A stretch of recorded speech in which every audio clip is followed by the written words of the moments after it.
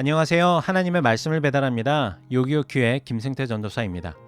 오늘 공동체 성경 읽기 본문은 에스겔 31장에서 32장까지의 말씀인데요. 그 중에서 오늘은 31장 14절에서 15절을 봉독하고 함께 묵상하도록 하겠습니다.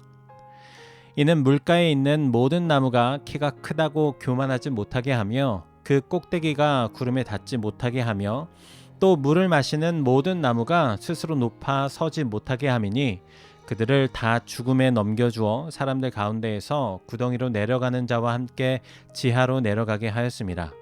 주 여호와께서 이같이 말씀하셨느니라. 그가 스올에 내려가던 날에 내가 그를 위하여 슬프게 울게 하며 깊은 바다를 덮으며 모든 강을 쉬게 하며 큰 물을 그치게 하고 레바논이 그를 위하여 슬프게 울게 하며 들의 모든 나무를 그로 말미암아 쇠잔하게 하였느니라. 과거 이집트는 세계사의 중심에 있었던 대제국입니다. 예전에 유현준 교수가 건축물과 권력의 상관관계에 대해서 이야기하는 걸 들었었는데요. 이집트의 피라미드를 권력을 상징하는 대표적인 건축물로 얘기했습니다. 크고 높은 건축물일수록 권력의 크기와 힘이 강하다라고 하는 이야기였는데요. 피라미드는 정말 엄청난 건축물이긴 합니다.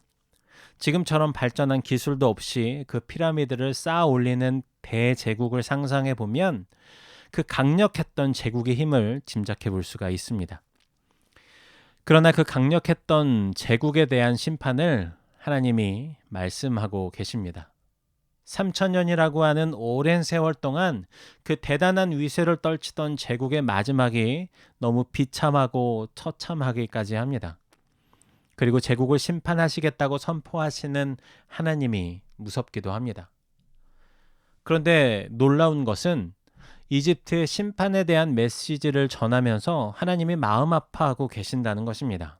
오늘 말씀 15절입니다. 주 여호와께서 이같이 말씀하셨느니라.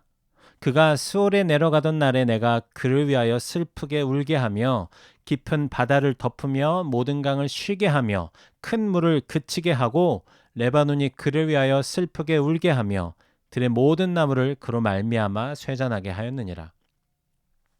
마치 슬픔에 잠겨 비통해 하시는 것처럼 느껴집니다. 그런데 이 마음이 바로 하나님의 마음입니다. 이집트를 향하신 하나님의 마음이고 또 열방을 향하신 하나님의 마음입니다.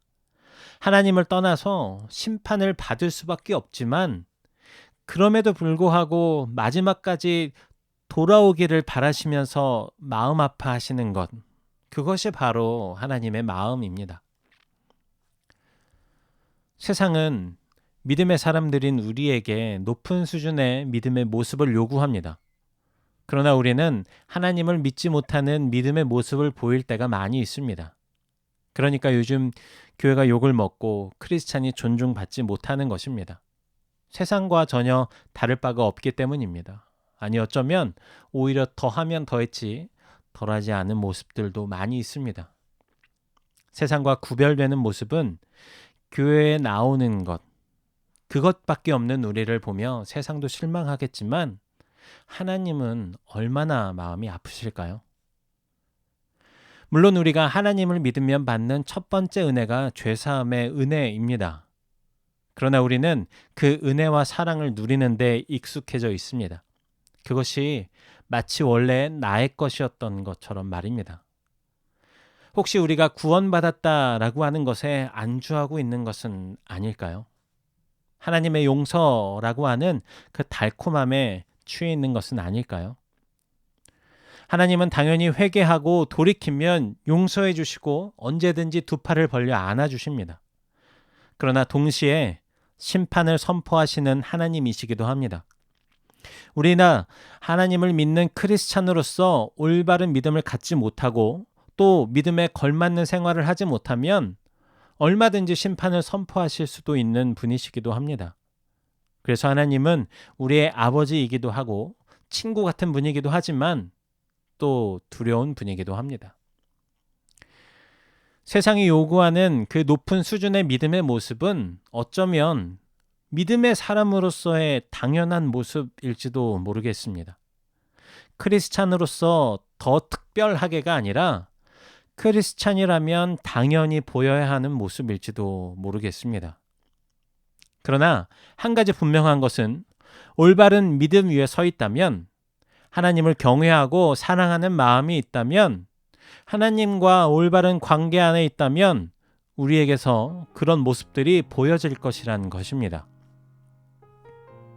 하나님이 이집트의 멸망을 이야기하면서 마음 아파하셨던 것처럼 이 시대를 보며 똑같이 아파하고 계십니다.